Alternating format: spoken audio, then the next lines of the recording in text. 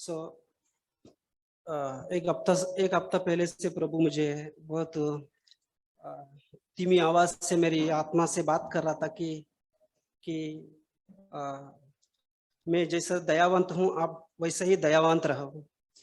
For the past 1 week, the Lord has been speaking to me through His still small voice and telling me that I need to be compassionate as He Himself is compassionate. So ये जो शीर्षक है, हम सभी को आज का दिन बहुत जरूरी है कि हम कई बार एक कड़क दिल लेकर चलते हैं. This is a word that is necessary for each one of us because many a times we go about with a hardened heart. जिस तरह की हम जानते हैं कि जूने करार में परमेश्वर के स्वभाव को जानते हैं कि परमेश्वर न्याय के सिंहासन पर बैठा है और वो पाप को देखकर इतना कड़क रहता है, उसी तरह हम भी हमारा दिल कड़क रखकर चलते हैं. Just like in the Old Testament, we see that God is sitting on the throne of judgment, and when He sees sin, He is filled with wrath towards it. In the same way, we also sit in judgment and we are angry at those who sin. धन्यवाद हो कि प्रभु यीशु को, क्योंकि उसने परमेश्वर की जो अनुग्रह या परमेश्वर की और एक स्वभाव दिखाया धरती पर आके. We are thankful to Jesus because when He came down to earth, He showed us another side of His nature. तो जुना करार में हम देखेंगे तो परमेश्वर न्याय के सिंहासन पर बैठे, इसलिए लोग जो कुछ भी करते थे डर से करते थे, क्योंकि मैं कुछ परमेश्वर के विरुद्ध करूंगा, परमेश्वर उसी के अनुसार मेरा न्याय करेंगे, ये डर के वजह से करते थे. So we see that in the Old Testament, when people obeyed the Lord, they did it out of fear because they saw God sitting on a throne of judgment. लोग 10वां हिस्सा इसलिए देते थे कि अगर 10वां हिस्सा मैं नहीं दूंगा प्रभु को, मेरा 90% परमेश्वर छीन लेगा. ये डर के कारण वो लोग 10वां हिस्सा देते थे. People would give their tithes, 1/10 of their income, because they thought that if they wouldn't do that, God would take away the 90% from them. लेकिन मैं आपको प्रभु को, यीशु को धन्यवाद करता हूं को परमेश्वर का और एक स्वभाव हमें यीशु मसीह के द्वारा दिखाया गया है नया करार में. So we could see another side of God's nature through Jesus Christ. तो यीशु के बिना हम परमेश्वर को नहीं जान सकते हैं. वचन में लिखा है कि मेरे सिवा पिता के पास नहीं जा सकते हैं, जान भी नहीं सकते हैं. Without the Lord Jesus, we would not know God completely.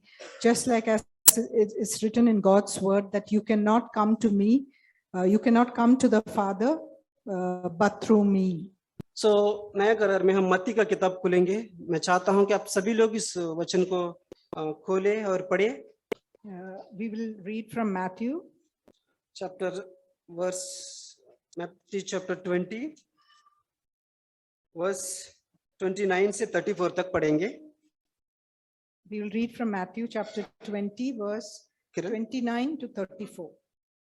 जब वे गलीलियों से निकल रहे थे तो एक बड़ी भीड़ उसके पीछे हो ली और दो अंधे जो सड़क के किनारे बैठे थे यह सुनकर कि यीशु जा रहा है पुकार कर कहने लगे, हे प्रभु, दाऊद की संतान, हम पर दया कर.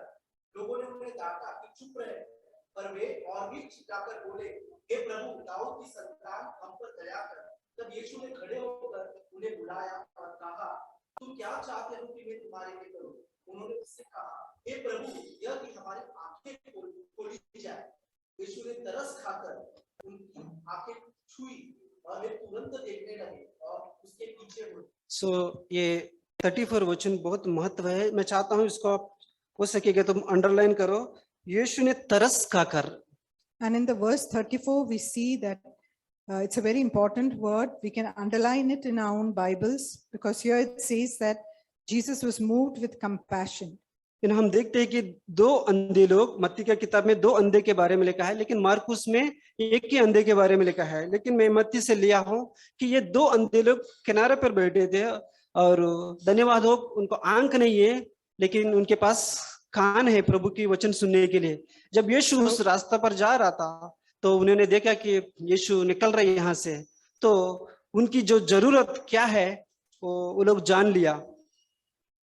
So we see here that there are two blind men sitting here by the wayside, and But the same thing is given in the book of Luke, where only one person is mentioned, one blind man. And we see that they cry out with a loud voice. तो उन्होंने कहा कि हे दाऊद की संतान हम पर दया कर। And they say that, Lord, have mercy on us, son of David. वहां पर कुछ लोग थे, वो लोग दया नहीं करना चाहता था। जो लोग दया नहीं करना चाहता वो ये कर रहा था कि चुप रहे तुम लोग। So those who didn't want to show them mercy were asking them to keep quiet. तो कई बार ऐसा ही होता है कि जो किसी के अंदर दया नहीं है, उनके अंदर परमेश्वर की जैसा कड़क दिल है, चुप रहो, परमेश्वर न्याय के सिंहासन पर बैठे, चुप रहो। उसी तरह है ये लोग जो यीशु के साथ थे, ये लोग भी। So these people who were with Jesus were behaving like God who is sitting on the throne of judgment and asking the people to keep quiet because God is sitting on a throne of judgment. और वो लोग किसके साथ थे? यीशु के साथ ही थे। और क्या बोल रहे हैं उस अंधे लोग को? चुप रहो, क्योंकि परमेश्वर बहुत न्याय के सिंहासन पर बैठे हैं, वो न्याय बराबर करने वाले, चुप रहो। यानी उनके दिल इतना खड़क थे, जब सामने अंधे लोग मिले थे उनके ऊपर थोड़ा सा भी दया नहीं थी। We see here that these people who were with Jesus, they had such a hardened heart that they were sternly asking these blind people to keep quiet. So मुझे ये बहुत चुनौती दिया कि हम किस तरह दयावान हो सकता है कि जब ऐसा लोग मिलते हैं। So the Lord spoke to me and told me how I need to be compassionate when I meet such people. या जब लोकल ट्रेन में जब सफर करता हूँ, कई बार कुछ भिखारी लोग आते हैं, कुछ उम्मीद रखते हैं हमसे कुछ लेने के लिए। Many times when we are traveling on the local train, we find the beggars coming to us and they expect something from us. So जब कभी मैं ऐसा लोगों को मेरे पास आते समय देखता हूँ, तो सर से पांव तक देखता हूँ कि उसके अंदर कोई अंधेपन है, या लंगड़ेपन है, या कुछ कमी है, ताकि मेरा दया उसके ऊपर बढ़े। So whenever I see such people, I first scan them from their head to their toe and see if there is some deficiency in them. Are they blind, or are they lame, or in some way handicapped, so that I can show my mercy on them. समझो उसकी एक हाथ अगर कटा हुआ है, सिर्फ मेरा दया थोड़ा बढ़ेगा और उसको 5 रुपए देने का। समझो उसकी पैर कटा हुआ है, शायद मेरा दया और 10 रुपए की ओर बढ़ेगा।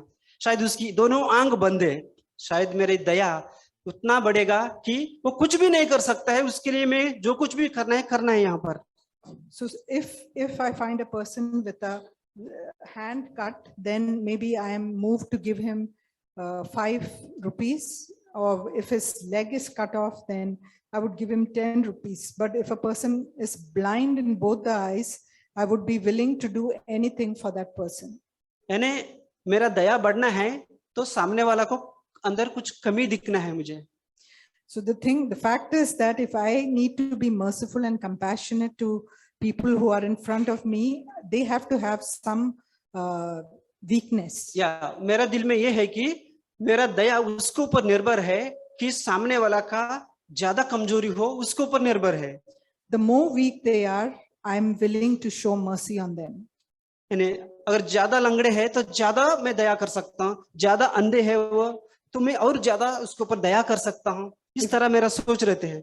If they are lame, then I'll be more merciful. If they are more blind, then I am more merciful. Bible कहते हैं कि जब हम पापी ही थे, याद रखो, जब हम पापी ही थे, ये नहीं कि भाई जो जब पाप करेगा तब मैं यीशु धरती पर आकर क्रूस पर मरेगा, या भाई किरण पाप करेगा तब क्रूस पर, वैसा नहीं था। बाइबल में लिखा है जब हम पापी ही थे, प्रभु यीशु हमारे पापों के लिए क्रूस पर मरे। The word of God says that while we were yet sinners, Christ died for us. यानी प्रभु ये नहीं सोच रहे कि ये लोग पाप करेगा तब मेरा दया बढ़ाऊंगा, वैसा नहीं है। जब हम पापी ही थे, जब हम पाप में डूबे हुए थे, हम परमेश्वर की पास जाने के लिए योग्य नहीं थे, सिर्फ नरक के योग्य थे, तब उसकी दिल में दया भरी। The Lord did not wait for us to commit a sin to come and die for us, but while we were yet sinners, Christ was willing to give his life for us. So मैं ये सिर्फ एक प्रचार के रूप में नहीं बता रहना चाहता, मेरा जो मैं कुछ अनुभव है मैं आपके सामने एक दो उदाहरण के रूप में बताना चाहता हूँ। I want to give you 2 or 3 examples based on my own experience. आपको ये बात कभी नहीं बताया, मैं जहाँ रहता हूँ उस बिल्डिंग में मेरा पड़ोसी, मैं कभी बोलना नहीं चाहता था उस पड़ोसी की अच्छा ही बोलना चाहता था, लेकिन आज मुझे बोलना पड़ रहा है कि मेरा पड़ोसी एक चोर है। I didn't want to mention this, but I have to say today that my neighbor who lives in my building, he's a robber. आपको चकित लगेगा कि ऐसा चोर की बाजू में कैसा आप जीवन बिता रहे हैं। So you may be surprised, how do I live next to a thief? मुझे उस चोर के ऊपर विश्वास नहीं है, मुझे प्रभु के वचन के ऊपर विश्वास है। I don't trust in that person, but I trust in God's word. और वो पड़ोसी इतना बार पकड़ा गया कि कई बार मेरे सामने सोसाइटी के लोग भी मारा, और आसपास के शॉप वाला पकड़ा गया, यानी किसी की शॉप में जाकर गले में पैसा उठाता था और पकड़ा गया। कई बार पुलिस केस भी हुआ, लेकिन वो खास मेरा पड़ोसी है, मेरे लेफ्ट साइड में रूम में है उसका। This person stays on the left side of my house, and he has been caught many times by the police or by the shopkeepers nearby or the people in the building, and he has even been beaten up for his crime. तो क्या ऐसा चोर कभी बदल सकता है आपकी दयावंत के कारण? Can such a person change because of the mercy or compassion that you show him? मुझे इतना विश्वास नहीं है अगर वो बदलेगा, चोरी करने से मन फिराव करेगा, उसको ऊपर इतना विश्वास नहीं है। मुझे एक वचन पर विश्वास है। I can't trust that this person can change. Acts chapter 3:6, please इसको खोले और पढ़े। Let's read from Acts chapter 3 and verse 6. तब पतरस ने कहा, चांदी और सोना तो मेरे पास है ही नहीं। Sorry brother, 1 minute. First Peter 3:13, 3:13.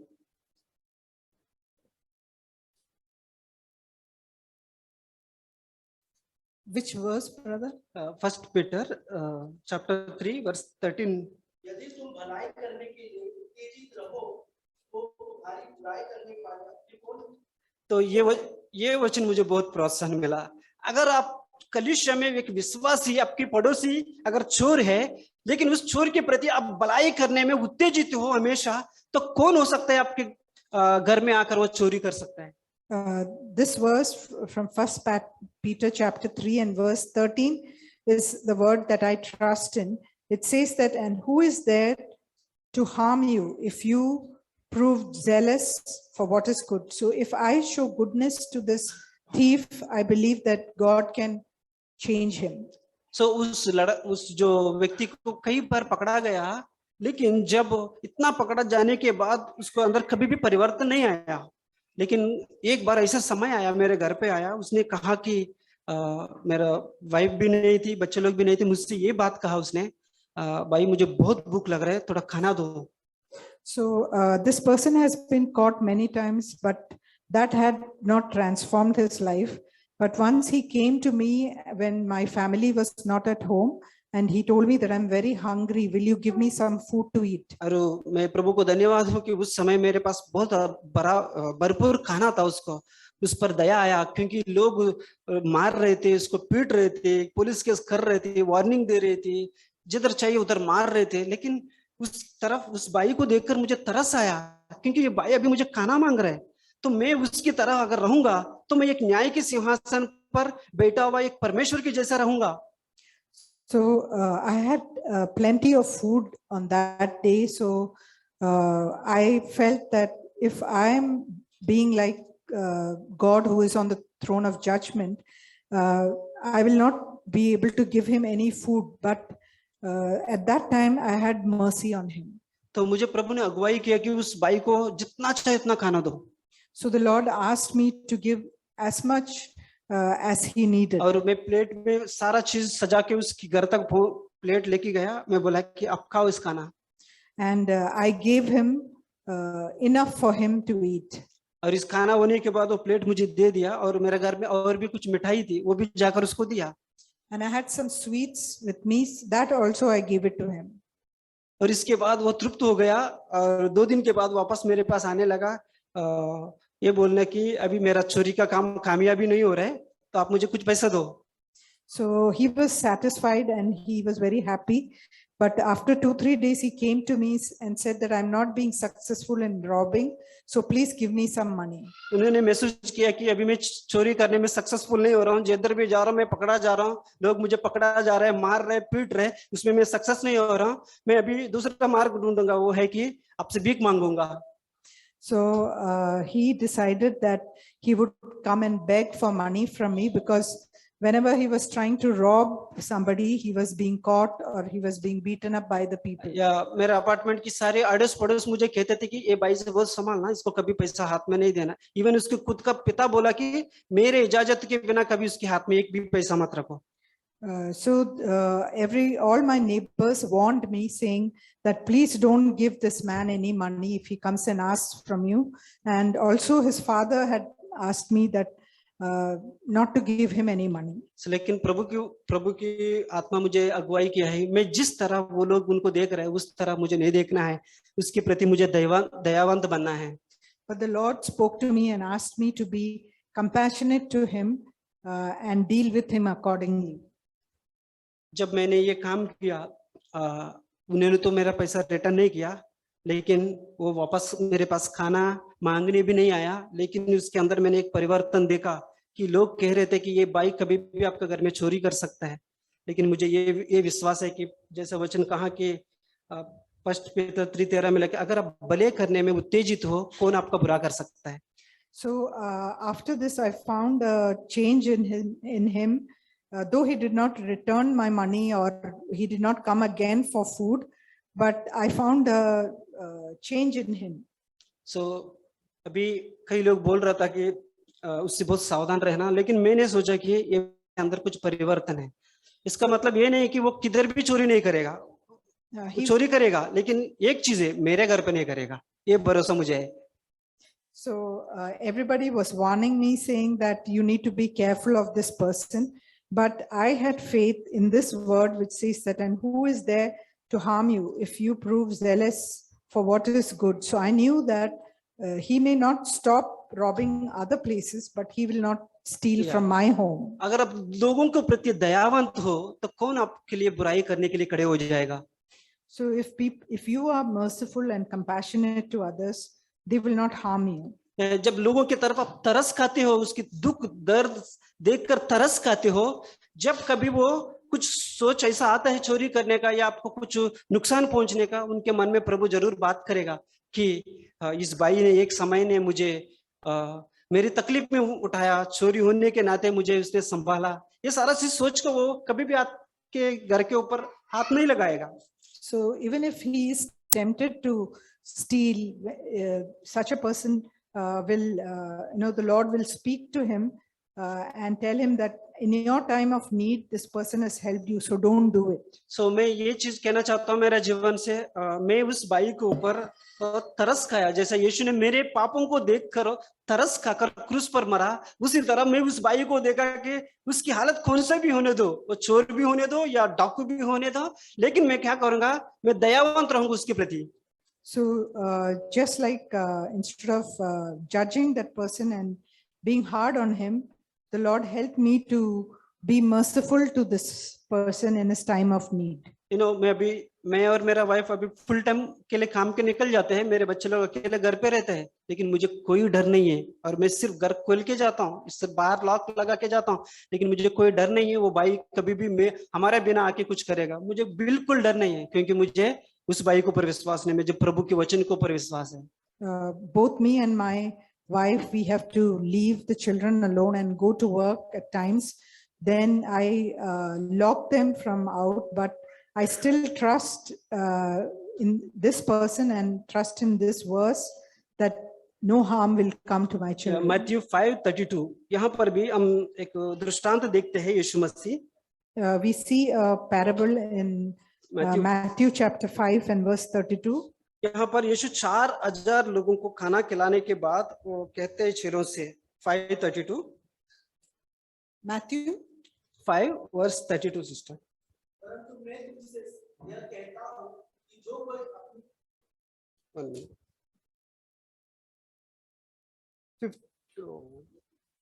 15:32 brother, sorry. Matthew 15 and verse 32. यीशु ने अपने चेलों को बुलाया और कहा, मुझे इस भीड़ पर तरस आता है। देखो यहाँ पर यीशु ने क्या कहा, 4000 लोगों को देखते हैं कि मुझे इस भीड़ पर क्या आते हैं, तरस आते हैं। We see here that Jesus had compassion when he saw these 4,000 people. क्यों तरस आते हैं वहां पर नीचे लिखा है। And why did he have compassion? That is given below. 3 दिन उनके साथ थे और उनके पास कुछ भी नहीं है। I feel compassion for the multitude because they have remained with me now 3 days and have nothing to eat. मैं उन्हें उनका विदा करना नहीं चाहता, कहीं ऐसा ना हो कि वो मार्ग में थक कर रह जाए। यहाँ पर लिखा है कि वो 3 दिन यीशु के साथ थे, 3 दिन कुछ नहीं खाया, सिर्फ वचन सुन रहा था, लेकिन यीशु के अंदर उसके दिल में दया भरी थी, क्योंकि अभी तक कोई बेहोश होके नहीं गिरा, लेकिन यीशु ने सोचा कि दिल में ये लोग जाते जाते गिर जाएंगे, थक जाएंगे या बेहोश होके गिर सकते हैं, लेकिन मैं इनको ऐसा विदा नहीं करना चाहता हूँ बिना खाना देने से।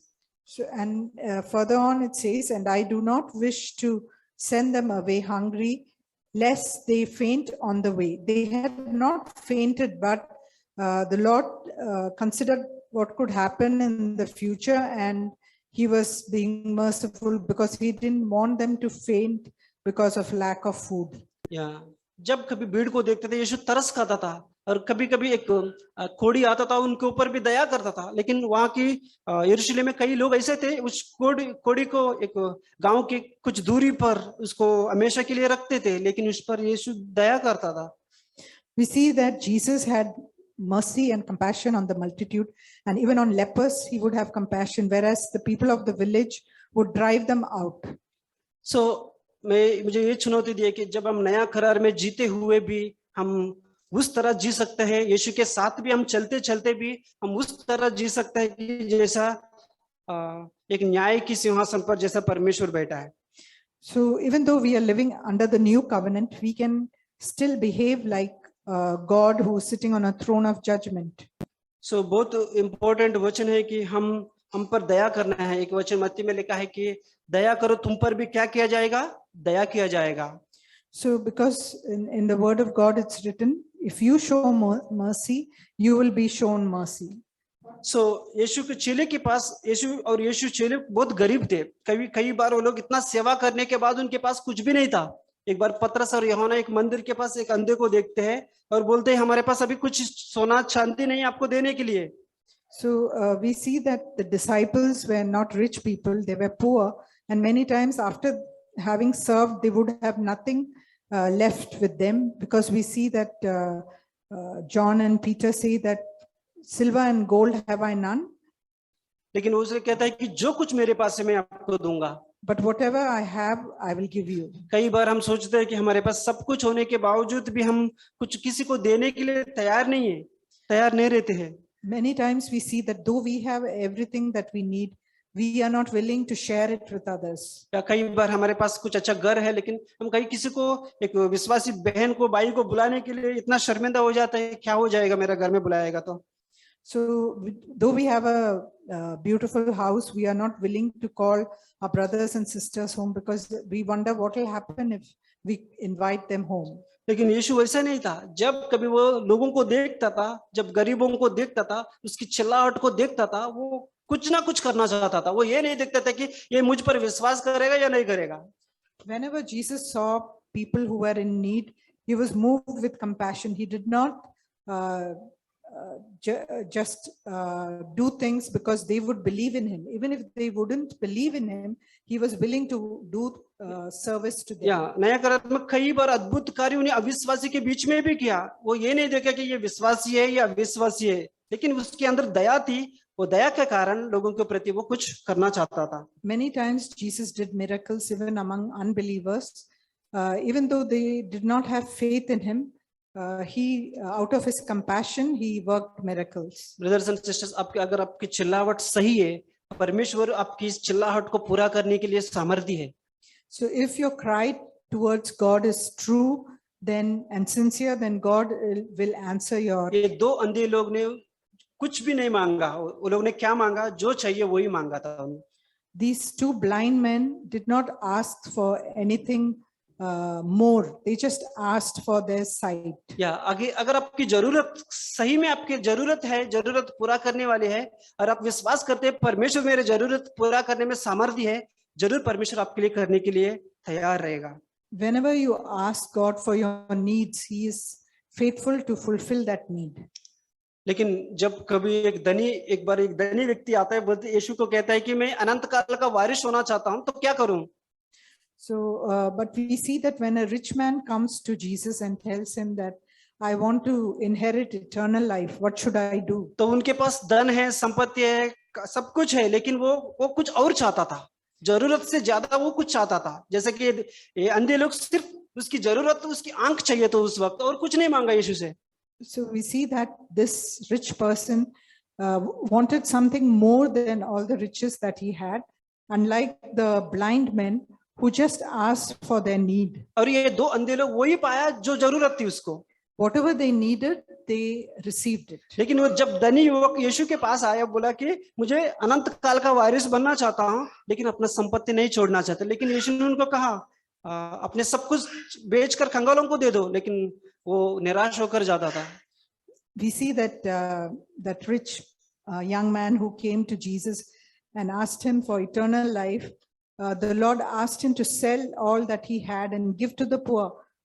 That made him turn away and go away in sadness. तो ये दोनों को अंदर आप देख सकते हैं, जो आपकी जरूरत है परमेश्वर योग्य है पूरी करने के लिए. आप विश्वास करना चाहिए कि परमेश्वर मुझे आंख की जरूरत है, आंख मुझे दो, तो परमेश्वर आपको जरूर वो काम आपके लिए करने के लिए तैयार रहेगा. So from this example, we can see that the Lord is willing to fulfill whatever our need is. If we need sight, God will give that to us. या ऐसा इच्छा रखना चाहिए कि परमेश्वर मैं आपसे वो चीज मैं चाहता हूं कि जो आप मेरे जीवन में उस वक्त क्या जरूरी है. So we should ask, the desire of our heart should be to ask for the thing that we need at that moment. ये नहीं कि प्रभु मेरा बच्चा बड़ा हो रहा है, आगे उसको 4 बेडरूम का घर चाहिए या एक कार चाहिए, आगे के फ्यूचर के लिए उसके चाहिए. नहीं है, उस वक्त आपको क्या चाहिए? प्रभु मेरे पास आंख नहीं है, सिर्फ आंख दो. So in the same way, we have to not ask things for our children, saying when my child grows up, I want a 4-bedroom house or something like that. But what is the need of the moment? We have to see that, and we have to ask God for that particular need. Luke chapter 7 verse 13 एक बहुत उत्तेजन देने वाली वचन है. A very encouraging word we find in Luke chapter 7 and verse 13. 13 sister. 13. उसे देखकर प्रभु को तरस आया और उसने कहा मत रो. यहाँ पर भी एक नाइन गांव में जाता था, एक विधवा की एक अकेला पुत्र था, वो मर जाता है और यीशु उसको देखकर कहता है कि मत रो. उसकी हालत को देखकर वो तरस खाता था. We see here that a widow was from 9 was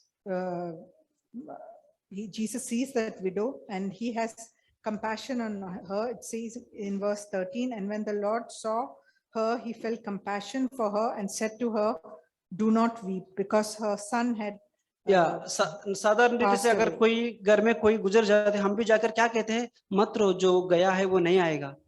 लेकिन यीशु वहीं पर नहीं रुका, जाकर क्या किया? वो जो पादरियों को उसने छुआ और तुरंत वो जो मरा हुआ लड़का था जिंदा हो गया. So many times when we go to a house where somebody has died, we'll tell them, do not weep, because this person is not going to come back. But Jesus didn't just do that. He raised her son from the dead. So Acts chapter 3 और 3 में बहुत अच्छा वचन लिखा है, एक बार पढ़ेंगे. We'll read from Acts chapter 3 verse 6 and verse 6. But Peter said, I do not possess silver and gold, but what I do have, I give to you. In the name of Jesus Christ, the Nazarene, walk. यहाँ पर लिखा है कि पतरस और यूहन्ना एक मंदिर में एक अंधे को देखने के बाद वो लोग भी उसके तरफ तरस खाकर देखते हैं. कहते हैं कि लेकिन गरीबी के कारण हम आपको कुछ दे नहीं पा रहे हैं, लेकिन एक चीज दे सकते मैं, जो मेरे पास है वो दे सकता हूँ. तो यहाँ बैठा हुआ हर एक व्यक्ति के पास एक चीज है, आप दूसरों को बांट सकते हो. We see here that Peter and John had gone to the temple and they see this lame man but they didn't have any arms to give him, but what they had, they were willing to give it to him. So in the same way, each one of us who's sitting here has something that we can give to या others. कोई भी नहीं कह सकते कि प्रभु ये भाई को देने के लिए मेरे पास कुछ नहीं है, ये बहन को बताने के लिए कुछ नहीं है, या तो एक जवान को बांटने के लिए मेरे पास कुछ नहीं है। ये हम इससे सीख सकते हैं, ये पतरस और यूहन्ना के बारे में हम सीख सकते हैं कि हमारे पास सोना चांदी तो नहीं है, लेकिन एक चीज है मैं आपको दे सकता हूँ। So in the same way, we can see, just like John and Peter said, that silver and gold I do not have, but what I have, I'm willing to give to you. In the same way, each one of us, we cannot say that I don't have anything to give to my brother or sister in need. There is something that we can do, and we should do it. या कई बार यीशु लोगों को खिलाया, रोगों को चंगा करता था, मुर्दों को जिंदा करता था, लंगड़ों को चलाता था, लेकिन कई बार उसने उसके दिल में तरस होने के कारण सिर्फ उपदेश देने लगा। Many times we see that Jesus at times healed people, he fed them, but there were times when he out of compassion he preached to them. सिर्फ एक दया के कारण लोगों को परमेश्वर के प्रेम को बताता था, सिर्फ कुछ नहीं करता था, परमेश्वर के प्रेम को बताता था। He would just speak to people about God's love because of the compassion that he felt towards them. तो वो परमेश्वर किस तरह उनको हर तकलीफ से बाहर निकाला, परमेश्वर किस तरह का प्रेम करते हैं, परमेश्वर किस तरह अगुवाई करता है, वचन के द्वारा कई बार उनको उपदेश देने लगा। सिर्फ यही कारण था, उसके दिल में लोगों को प्रति तरस था। There was compassion in his heart, so he spoke to them and instructed them how God cared for them and how God could meet their needs.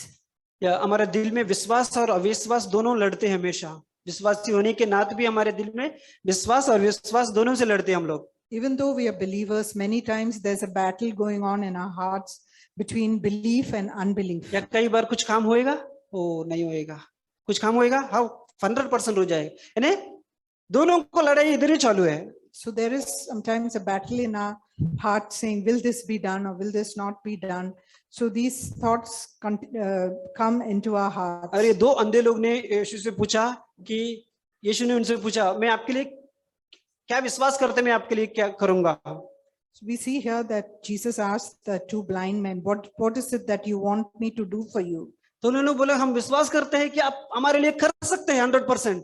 So they said that we believe 100% that you can do this miracle for अगर आप us. 100% परमेश्वर के ऊपर विश्वास करते हैं और 100% परमेश्वर आपके लिए करने के लिए योग्य है, So if we believe 100% that God is able to do this, He will do that for us. अगर आप 80% परमेश्वर के ऊपर विश्वास करते हैं, परमेश्वर आप 20% नहीं कर पाएंगे, 80% ही मेरे कर पाएंगे, इतना ही आपके पास सामर्थ्य, तो आपके पास 80% की इनामी मिलेगा। So, but if we believe that God can only do 80%, His ability is only to fulfill 80% of our needs, then He will be able to do only that 80%. So जैसा आप विश्वास करते हो वैसे ही परमेश्वर आपके जीवन में कार्य करेगा। So in the manner that we believe, it will be done to us. आखिर में इस दया, यानी लोगों के ऊपर दया करना, मैं इस तरह समझता हूँ कि मैं अगर किसी भाई बहन के ऊपर दया कर रहा, मतलब मेरे जीवन में एक बीज बोया हूँ। So I believe that whenever I show compassion to a brother or sister, I am sowing a seed. Means मैं एक बीज बोया हूँ, वचन में लिखा है कि जो आप बोते हैं वो ही काटते हैं। Just like the word of God says that whatever you sow, you will reap. यानी मैं अगर लोगों के प्रति दया का बीज बोऊंगा, मैं दया का फल ही काटूंगा। So if I sow mercy, I will reap mercy. अगर मैं लोगों के प्रति मैं बिना दयावंत रहूंगा, मेरे बच्चों के ऊपर भी परमेश्वर की दया या लोगों की दया कभी नहीं होगी।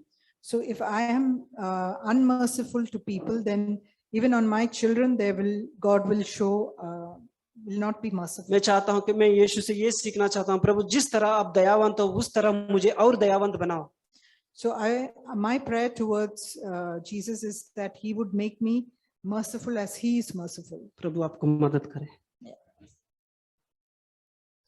प्रभु का धन्यवाद करते हैं, इतना एनकरेजिंग वचन हमारे बीच में प्रभु ने दिया, इसलिए I'm really thankful to God for this beautiful word that we could hear. और जो हमने कंपैशन के विषय में अभी सुना, जो परमेश्वर ने हमने सुना, यीशु ने कैसे तरस खाया लोगों पर। we heard how Jesus had compassion, was moved with compassion towards people. और अगर परमेश्वर हम पर तरस खाता है तो वो ये आशा भी रखता है कि हम भी दूसरों पर तरस खाएं। If God is moved with compassion towards us, he expects that we also show compassion to others. यीशु मसीह ने एक उदाहरण दिया था लूका अध्याय 18। Jesus gave an example in Luke chapter 18. वहां पर एक राजा होता है There's a king over there और वहां पर एक दास होता है, and a slave.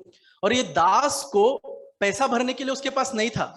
He didn't have, the slave did not have money to return his debt. तो राजा क्या कहता है, ये आदमी के पास पैसा भरने के लिए नहीं है तो इसके बीवी बच्चे और इसको कैद खाने में डालो, बंदी गृह में डाल दो।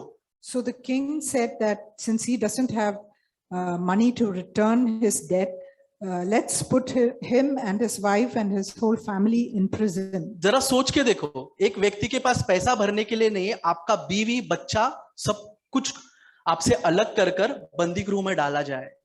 So when he didn't have enough money to return his debt, he would be put in prison along with his family. आप सोच के देखो, मैं आई एम टेलिंग ब्रदर, हम सोच कर देखिए, अगर हम पैसा नहीं भर पाए, हमारा बीवी बच्चों को बंदी गृह में डाला जाए, So let's imagine that this has happened to us. हम क्या करेंगे ऐसे हालात में? कैसे न कैसे बेग करेंगे, भीख मांगेंगे, मदद कर, हमारे बच्चों को मत डालने दे, हमारे पत्नी को मत डाल। We will beg. What will we do in such a situation? We will beg for mercy and we'll say हम that जो कुछ हो please सके don't put कर, my. हम जो कुछ हो सके करेंगे, उस आदमी के सामने बोलेंगे मत डालो। We'll beg the person and plead with him, asking him to show mercy and not put our children and our wife in prison. हम बोलेंगे कि मैं जिंदगी भर तेरा गुलाम बन जाऊंगा, लेकिन मेरे बच्चों और मेरी बीवी को कुछ भी मत करना। We will say that you can make me your slave for lifetime, but please don't put my children and my wife in prison. हम देख सकते हैं वहां पर वो आदमी ने भी वही किया। We see that that man did the same thing. और बाइबल कहता है, वहां पर हम पढ़ सकते हैं 18 अध्याय उसके 25 वचन में हम देख सकते हैं, जबकि चुकाने को उसके पास कुछ ना था तो स्वामी ने उससे कहा, यह और इसकी पत्नी और बाल बच्चे जो कुछ इसका है सब बेचा जाए और कर्जा चुकाया जाए। Luke chapter 18, Matthew chapter 18, sorry, Matthew chapter 18, sorry, Matthew chapter 18 and verse 25। verse 25. यहाँ पर हम देख सकते हैं उसके पास कर्जा चुकाने के लिए कुछ नहीं था, तो यहाँ पर कहा गया है इसके बाल बच्चे और इसका सब कुछ है सब बेच दो और पैसा चुकाया जाए। We see here that he is willing to sell away everything so that he can return this money. No, he is not willing, उसको बोला जा रहा है कि इसका सब कुछ बेचा जाए। So he is being asked to sell everything that he has so that the money can be अब 26 returned. वचन हम पढ़ के देखते हैं, यहाँ पर क्या लिखा था, दास गिरकर प्रणाम किया, उसे बैक करने लगा, नहीं नहीं प्रभु ऐसा मत करो, मैं जितना हो सके आपके लिए करूंगा, मैं सब पैसा आपका लौटा दूंगा, मेरे बीवी बच्चों को कुछ भी तकलीफ मत दो। We see in Matthew chapter 18 and verse 26, the slave therefore falling down prostrated himself before him saying, have patience with me and I will repay you everything. हाँ, तब वहां पर हम देख सकते हैं 27 वचन, तब उसका दास, उस दास के स्वामी ने तरस खाया, वहां पर भी हम पढ़ सकते हैं, उस दास का स्वामी ने उस पर तरस खाया, उसके हालत पर कि वो कुछ नहीं कर सकता, अभी उसके पास कुछ भी नहीं है, लेकिन वो बेग कर रहा है कि मुझे मोहलत दे, मैं मेरी बीवी और बच्चे को नहीं बेच सकता, मुझे मोहलत दे। And in verse 27 we see, and the Lord of that slave felt compassion and pleased and released him and forgave him the debt. हाँ, That was because he was pleading with this master saying, please do not put my family in prison. तब राजा क्या करता है, उस पर तरस खाता है, बोलता है मैंने तुझे माफ कर दिया। So the Lord is moved with compassion and he forgives him. सोचो कितना रिलीफ होगा अगर एक व्यक्ति को बोला जाए तेरा बीवी बच्चे को बेचा जाकर और पैसा लौटाया जाए, और उसको बाद में बोला, वो बैक करके बाद में उसको बोला कि नहीं अभी तेरे बीवी बच्चों को बेचने की जरूरत नहीं, मैं तेरे को माफ कर दिया। So imagine how much relief this person would have felt when his children and his wife are going to be sold in order to return that debt. But when he's forgiven, what relief he would have felt. हम खुद के example लेके अगर ऐसा हमारे साथ हुआ तो हमको कितना बड़ा रिलीफ होगा कि मेरा बीवी बच्चों को बेचने वाले थे लेकिन अभी ऐसा नहीं होगा, उसने माफ कर दिया। हम जिंदगी भर तक उस व्यक्ति का आभारी रहेंगे। So we will be forever grateful to such a person who has forgiven us and not put our children and wife for sale so that this debt could be repaid. और जब हम आगे देखते इस व्यक्ति का और एक फ्रेंड था, And then we see that this slave had a friend और उसका 200 रुपया वो देना बाकी था. and he had to just return him 200 rupees. इस व्यक्ति को राजा को 10,000 रुपए देने थे और उसके दोस्त को 200 रुपया खाली देना था. This slave had to return 10,000 rupees to his master, but his friend had to return to him only 200 master ने rupees. 10,000 रुपए क्षमा कर दिए. The master forgave him 1,000 rupees. लेकिन ये व्यक्ति अपने दोस्त के 200 रुपए क्षमा नहीं किया. But we see that this person was unwilling to forgive 200 rupees. और वो कहता है उसने उसका गला दबाया. We see that he had हम पढ़ caught him सकते हैं by वहां his पर. throat. उसने उसका गला दबाया. He caught him by his throat उसको बोला कि इसको मारा और उसको बोला इसको बंदी गृह में डाल दो. and he beat him up and said that he needs to be put in the और बोला prison. जब तक ये मेरा पैसा नहीं लौटाएगा उसको वहीं रहने दो. And he said, until this man returns the money, let him be in prison. तब ये बातें मास्टर को पता चल गई. And then the master comes to know about this. Master ने उसको वापस बुलाया And the master calls the slave back और उसने कहा है दुष्ट दास, and he calls him a wicked servant. मैंने तुझ पर इतनी बड़ी दया की, तेरे बीवी बच्चों को बेचा नहीं और तुझे क्षमा किया. He says, I forgave you all the debt because you entreated me and I did not put your family in prison. लेकिन तूने क्या किया? But what did you do? तूने उसको मारा, You beat him up, उसको बंदी गृह में डाला you put him in prison और कहा जब तक ये तेरा पैसा नहीं लौटाएगा तब तक उसको वहीं रहने दे. until he was able to pay back what he owed, he would be in prison. जिस रीति से मैंने तुझ पर तरस खाया क्या तू उस पर नहीं खा सकता था? Couldn't you show mercy on him in the same way that I showed mercy on you? अब देखो क्या होता है ब्रदर्स एंड सिस्टर, ये बहुत इंटरेस्टिंग है. अब And- देखो क्या होता है. And now we should observe what happened. And it's जिस very व्यक्ति को interesting. क्षमा किया गया था, And this same person who was forgiven, हर चीजों के लिए क्षमा कर दिया था, he was forgiven everything that he वो did. फ्री था. He was free. अब उसको वापस से न्यायाधीश में खड़ा कर दिया गया. So he has been made to stand हम वहां before पढ़ the, सकते हैं, उसको कहा गया इसके सारे जो भी कर्जा है वापस आ गए इसके ऊपर.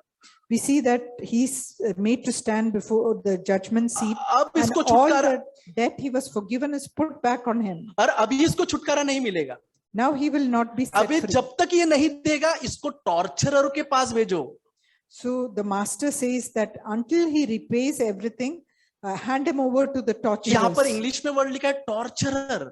So it's written that he should be handed over to the torturers. Brothers and sister, हम इससे क्या समझ सकते हैं? What do we understand from this? परमेश्वर ने हमारे पापों को क्षमा किया, God has forgiven us our प्रभु ने हम sins. पर दया की. He had mercy हम on us. कितने बुरे थे, We were so evil.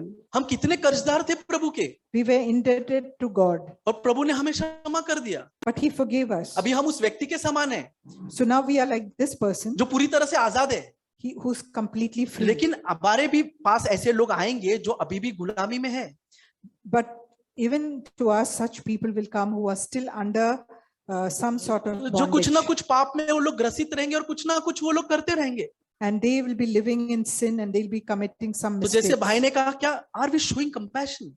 Or are we willing to show compassion? हम उसको मारेंगे नहीं, बट हमारे मुंह से हम उसके बारे में बुरा तो जरूर बोलेंगे. So we may not beat him up, but with our lips we can, with our mouth we can say हम something. कोई भी भाई बहन के पीछे से उनकी बुराई करेंगे We will talk behind their backs. तो हम उसी सर्वेंट के जैसे हो गए. So we become just like that और जब servant. परमेश्वर न्यायाधीश आएगा So when the judge comes, तो क्या होगा हमारे साथ? then what will happen to us? सो ये वचन खाली एक वचन नहीं जो हमने सुन के छोड़ दिया. So this word is not just a word which we can hear and just ये वचन set it हमारे लिए aside. है. This word is for us. क्या हमने कंपैशन पाया है? Have we received compassion? आप देखो दूसरा कुरिन्थियन अध्याय 1 उसके 3 वचन में लिखा है. In 2 Corinthians chapter 1 and verse 3, it's written, वहां पर लिखा है कंपैशनेट का पिता उसने हम पर ऐसा कंपैशन किया है. it says the in father of compassion. 2 Corinthians chapter 1 and verse 3, blessed be the God and Father of our Lord Jesus Christ, the Father of mercies, The Father of mercy. He's a Father of mercy. और उसने हम पर दया की है. that he has shown us mercy. The Father of mercy has shown us mercy. और आगे sister, And what about you? आगे आगे, And God of comfort, हाँ आगे. who comforts us in all our affliction, so that we may हाँ be यहाँ पर able- देखो, who comfort us, वो क्यों comfort हमें करता है, आगे लिखा है, so that we may be able to comfort that those we who may are, be able to comfort those who are in any affliction. those who are in any affliction. मतलब जो लोग ऐसे बंदगी में है, जो लोग कंफर्ट नहीं है, सताए हुए, उन लोगों को कंफर्ट देने के लिए प्रभु ने पहले कंफर्ट हमको दिया है. तो यहाँ पर हम पढ़ सकते हैं, So that we can comfort those who are being tortured or in some sort of bondage. That is why God has comforted us. आपका दो शब्द किसको कंफर्ट कर सकता है. Two words or sentence of अभी yours भाई can जैसे comfort. जोसेफ ने कहा, उनका जो उन्होंने कंफर्ट दिखाया, दया दिखाया उस व्यक्ति के ऊपर, Just like brother Joseph said that he showed compassion to his may be neighbor. God उसको ग्रेस देके वो बदल जाएगा. God may show this man कहीं grace ना and कहीं change वो him. सोचेगा, ब्रदर्स एंड सिस्टर, कहीं ना कहीं इतने लोगों ने मुझे मारा, लेकिन ये व्यक्ति अलग है. So he will some or the other time think about this thing that he experienced, that this man has shown me mercy when everybody else was beating me up. इतने सारे लोगों ने मुझे मारा, बट इस व्यक्ति ने मुझे प्यार किया और मुझे खाना दिया. He will think about this fact that this person has shown me mercy and offered me food when everybody else was beating me up. वो इसी रीति से हुआ जैसे एक स्त्री को सब पत्थर मार रहे थे और यीशु से कहता है, मैं तेरा न्याय नहीं करता.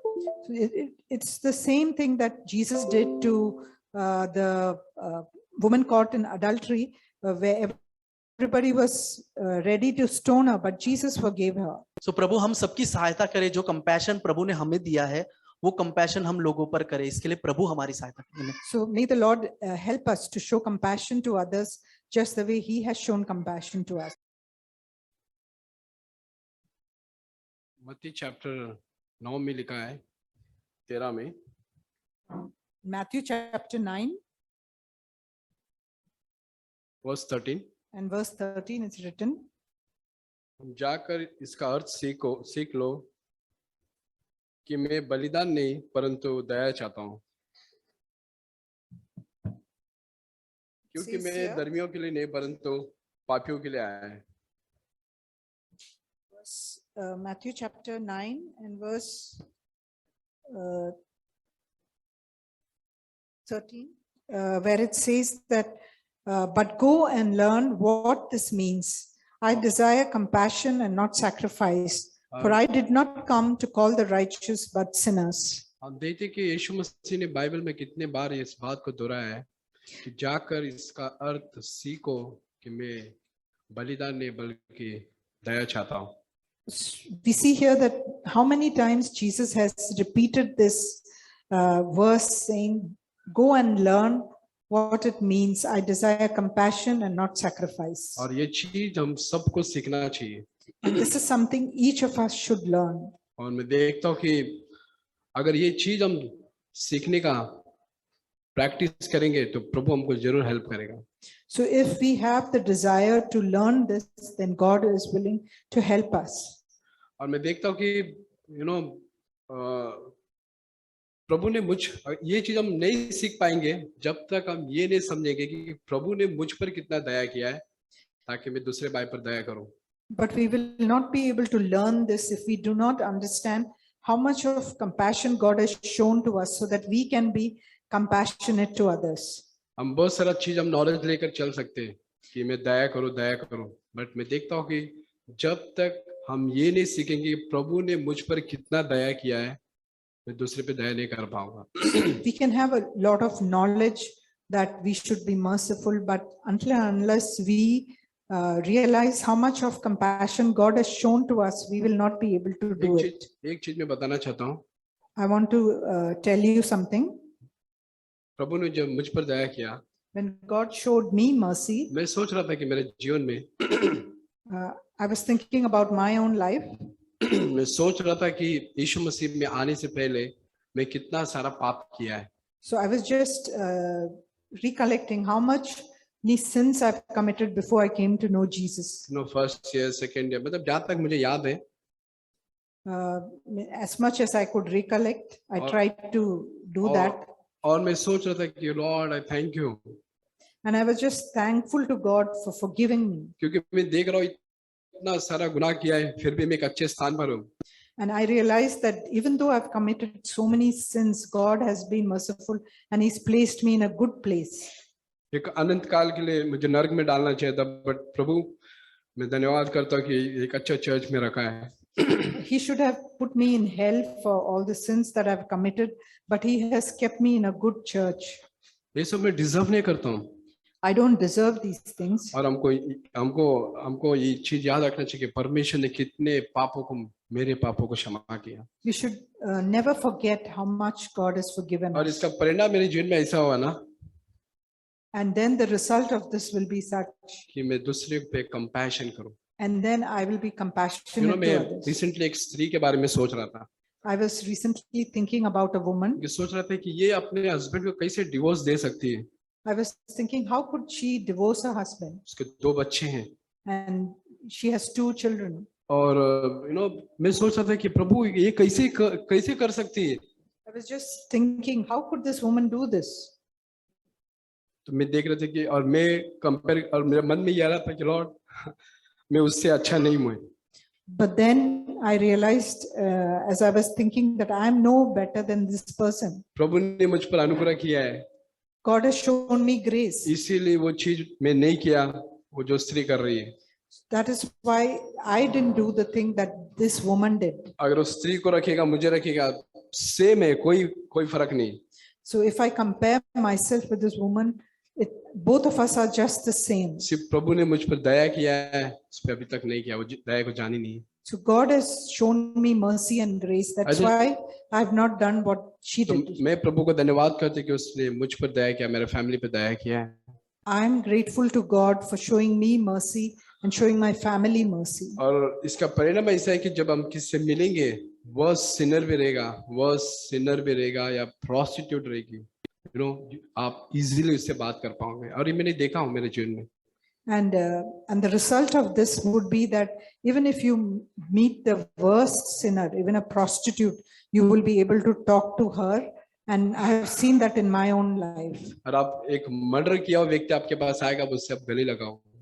Even if a murderer comes to you, you will be able to hug him. और मैं कोई बोस्ट नहीं कर रहा हूँ, I'm not boasting, बट आप ये प्रैक्टिकल में मैं देख रहा हूँ कि आप कर पाओगे. मैं देख रहा हूँ कि प्रभु मुझे अनुग्रह कर रहा है कि इस तरह करने की. so this is a practical thing which I have seen, that God in His grace and mercy will enable us to do that. और हमको ये सीखना चाहिए कि हम दूसरे पर दया करें.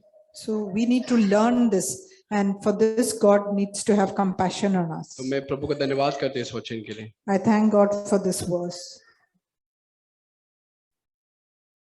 We have heard about compassion that we need to have for one another. हमने तरस के विषय में सुना जो हमें एक दूसरे पर करना जरूरी है.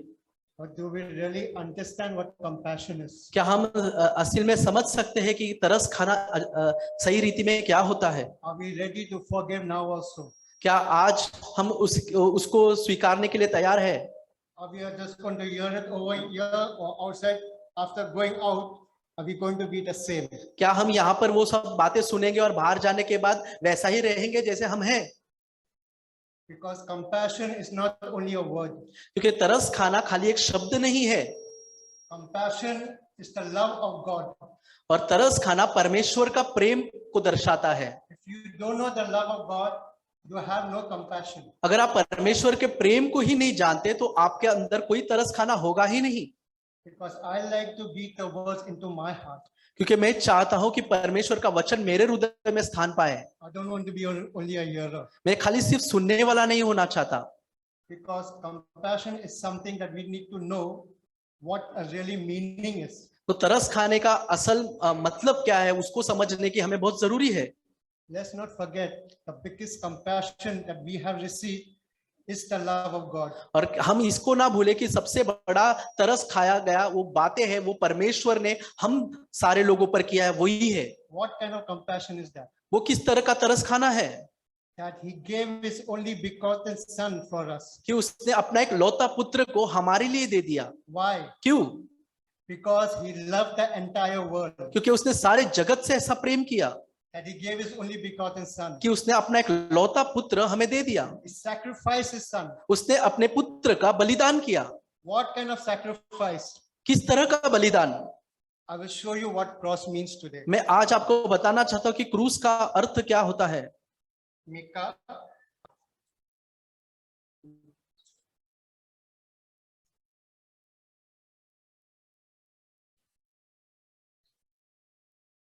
Micah 6:18-19.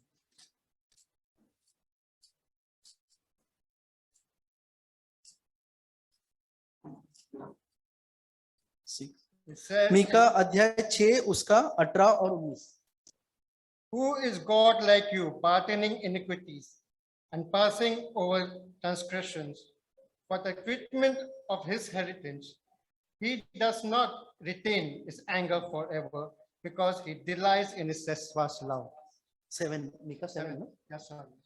Micah 7. मीका 7 उसका 18 वचन, तेरे समान ऐसा परमेश्वर कहाँ है जो अधर्म को क्षमा करे और अपने नीच भाग के बचे हुए को अपराध को ढांप दे। वह अपने क्रोध को सदाए बना नहीं रखता क्योंकि वह करुणा से प्रीति रखता है। This is the compassion that God had for us. यही तरस खाना परमेश्वर का हमारे प्रति है। Are we ready to forgive the iniquities of our brothers and sisters? क्या हम तैयार हैं दूसरे भाई बहनों के अपराधों को क्षमा करने के लिए? If you can't forgive, look at Jesus on the cross again. अगर हम क्षमा नहीं कर सकते तो आप क्रूस पर देखो यीशु मसीह को, Because he's given compassion for me so that I can live in his righteousness to have compassion for others. क्योंकि उसने तरस खाकर अपनी धार्मिकता हमें दी ताकि हम दूसरों पर तरस खाकर उन पर दया दिखा सके। Because it says it's same in 19 verse 19. और उसके 19 वचन में हम देखते हैं, वह फिर हम पर दया करेगा और हमारे अपराधों के कामों को लताड़ डालेगा। And 20. तो तू उनके सब पापों को गहरे समुद्र में डाल दे। तू याकूब के विषय में वह सच्चाई और अब्राहम के विषय में वह करुणा पूरा करेगा, जिसकी शपथ तूने प्राचीन काल के दिनों से लेकर अब तक हमारे पितारों से खाता आया है। So from the old times, he's been compassion and he's ready to be compassion to us again. सो पुराने दिनों से वो तरस खाता रहा है, वो आज भी तरस खाने के लिए तैयार है। Are we ready for this? क्या हम तैयार है इसके प्रति? Because it's very important to understand what compassion means. क्योंकि बहुत ही महत्वपूर्ण है जानना कि तरस खाना असल में क्या होता है। Because Lord says, forgive because I have forgiven you. क्योंकि परमेश्वर कहता है कि क्षमा करो क्योंकि मैंने तुम्हें क्षमा किया है। I won't take too long on this. I'll go to Mark. मरकुस के अध्याय में हम जाते हैं।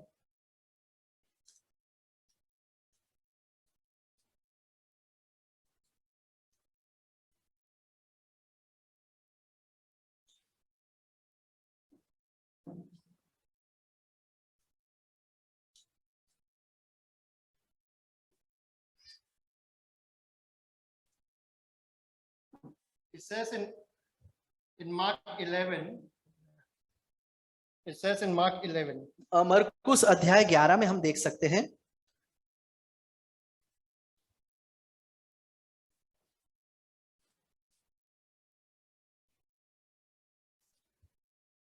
Verse 25. उसके 25 वचन में, And whenever you stand in prayer, forgive. जब कभी तुम खड़े होकर प्रार्थना करो तो किसी के प्रति तुम्हारे मन में कुछ है तो क्षमा करो। Whatever you have anything against each other. किसी के प्रति कुछ भी अपने मन में विरोध है, What do we have against each other? हमारे अंदर क्या है दूसरे के प्रति? If you still have it, there's no compassion. अगर हमारे भीतर अभी भी वो चीज है तो हमारे अंदर तरस है ही नहीं। I will put it in a simple way. No compassion, it means no love of God. अगर मैं उसको सीधे रीति से कहना चाहता हूं, अगर तरस खाना नहीं है उसका मतलब हमें प्रभु से दया प्राप्त नहीं हुआ है। Because God loved the world that He gave His only begotten Son for us. क्योंकि परमेश्वर ने जगत से ऐसा प्रेम रखा कि उसने अपना एक लौता पुत्र हमें दे दिया। If we don't have love for each other, we don't have compassion for each other, so why are we here then? तो अगर हमारे अंदर दूसरे के प्रति दया नहीं है, दूसरे के प्रति प्रेम नहीं है, तो हम यहाँ पर क्यों है? Oh, it's because it's Sabbath day. Let's go. Let's meet our brothers and sisters. Hi, hello. क्या इसलिए कि आज सब्त का दिन है तो आए हम अपने भाइयों बहनों से मिले और हाय हेलो करें? We have come here for the food, the manna that God wants to give us for a change in our life. हम यहाँ इसलिए आए ताकि परमेश्वर से हम ठोस भोजन पा सके, ताकि हमारा जीवन आगे को उसके इच्छानुसार चल सके। Not to hug each other, सिर्फ एक दूसरे को गले लगाने नहीं, not to say hi, hello only, सिर्फ एक दूसरे को हाय हेलो कहने के लिए नहीं, but we have come for the right manna over here. लेकिन हम खरा उपदेश को पाने के लिए यहाँ पर आए हैं। Change of your mind and a change of our heart. हमारे मन का बदलना और हमारे हृदय का बदलना। If you're ready now, God is ready to do it now also. क्या आज आप तैयार हैं? तो आज ही परमेश्वर उस चीज को करने के लिए तैयार God है। is saying, ask and it shall be given. इसीलिए वो कहते हैं मांगो तो तुम्हें दिया जाएगा, Knock, it shall be open. खटखटाओ तो तुम्हारे लिए खोला जाएगा, Seek and you shall find. और तुम खोजो तो तुम प्राप्त करोगे। Let's do it. तो आए हम सब ये करें। Let's knock for the compassion of God. Let's knock the doors of God for the compassion to enter in us. तो हम ऐसे रुकावट न डाले कि परमेश्वर का तरस जो हमारे प्रति है उसे हम खो दे। Let's seek the compassion of God in us. आए हम खोजे कि परमेश्वर का तरस जो हमने हमारे ऊपर उसने किया वो क्या था। This is the time, church. यही समय है उसके लिए, Because the time we leave this door, क्योंकि ये are we समय, going to be the same or there's going to be a change? ये प्रश्न है, जब यहाँ से हम दरवाजे से बाहर निकलते हैं तो क्या हम वही रहेंगे या हम बदलेंगे? Amen. आमीन। I'll just share a brief word. मैं कुछ संक्षेप में बांटना चाहूंगा। Yeah, truly we got manna today. तो सच में आज हमने प्रभु से भोजन को प्राप्त किया है।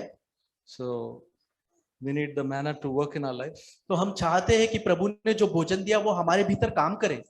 So Matthew chapter 9, what Vijay had read, तो मत्ती अध्याय 9 में जो भाई विजय ने कहा, these two verses has really spoken to me in times past. और ये दो वचनों ने मेरे जीवन में बहुत ही कार्य किया है पिछले दिनों में। This is in Matthew chapter 9 verse 13 when Jesus says something. और यहाँ हम देख सकते हैं मत्ती अध्याय 9 के 13 वचन में यीशु कुछ कहते हैं। He was telling the Pharisees because they were saying that Jesus is eating with the tax gatherers and the sinners. और यहाँ पर हम फरीसी के विषय में देखते हैं, वो कहते हैं कि यीशु मसीह व्यभिचारियों के साथ और चुंगी लेने वालों के साथ रहते हैं। So we are also like that only. When we see people who are not good, then we look at it with a different eye. तो हम भी ऐसे ही है फरीसी के समान, जब हम देखते हैं कोई दूसरे बुरे व्यक्ति के साथ है तो हम भी ऐसा ही कई विचार रखते हैं उनके प्रति। When people are good, there's no problem. और जब व्यक्ति अच्छा है तो कुछ समस्या नहीं है। When somebody has got some weaknesses, maybe a person is not beautiful, maybe a person is bad and wicked, then there is something in our mind. लेकिन अगर एक व्यक्ति अच्छा नहीं दिखता या उसके अंदर कुछ ना कुछ खराबी है, उसके अंदर दुष्टता है या कुछ बुराई है, तो हम ऐसा नहीं सोचेंगे। And Jesus is telling one thing to the Pharisees.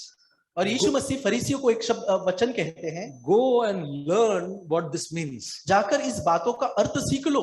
Because the Pharisees knew the scriptures, क्योंकि फरीसियों को अच्छी तरह मालूम है परमेश्वर का वचन क्या है। but Jesus knew the scriptures and learned it. क्योंकि पर यीशु मसीह को वचन मालूम होकर उसने उसको सीखा। So he's saying, go and learn what this means. और यही वो उनसे कहता है कि तुम जाकर पहले सीख लो इसका अर्थ क्या है। I desire compassion and not sacrifice. और मैं बलिदान नहीं परंतु दया चाहता हूँ। This is found in Hosea chapter 6 verse 6. यही बातें हम होशेया के अध्याय 6 में देख सकते हैं। So he's saying, go and learn what Hosea chapter 6 says. तो वो वहां पर ऐसे कहते हैं, जाकर पढ़ो होशेया अध्याय 6 में वो क्या कहता है। 6:6. It says, in Hosea chapter 6:6 it says, for I delight in loyalty rather than sacrifice, in the knowledge of God rather than burnt offerings. होशेया के अध्याय 6 के 6 में ऐसा लिखा है, क्योंकि मैं बलिदान से नहीं स्थिर प्रेम से ही प्रसन्न होता हूँ। See, for all of us, we would like to do some sacrifice. तो हम में से कई लोग हैं जिनको कई बार कुछ बलिदान चढ़ाना उत्तम लगता है, But to go beyond that and show mercy towards others is very difficult for us. लेकिन उससे आगे बढ़कर दूसरों पर तरस खाना या दया दिखाना हमें कई बार कठिन साबित हमारे लिए होता है। To give something, to help something is easy. किसी को कुछ देना या किसी की सहायता करना हमारे लिए कुछ आसान होता है, But to show mercy is difficult लेकिन दया दिखाना, तरस खाना ये हमारे लिए कठिन होता है कई बार, because it is the nature of God. क्योंकि ये परमेश्वर का स्वभाव है। For I delight in royalty rather than sacrifice, and in the knowledge of God rather than burnt offerings. उसके आगे हम पढ़ सकते हैं, और होम बलियों से अधिक यह चाहता हूं कि लोग परमेश्वर का ज्ञान रखें।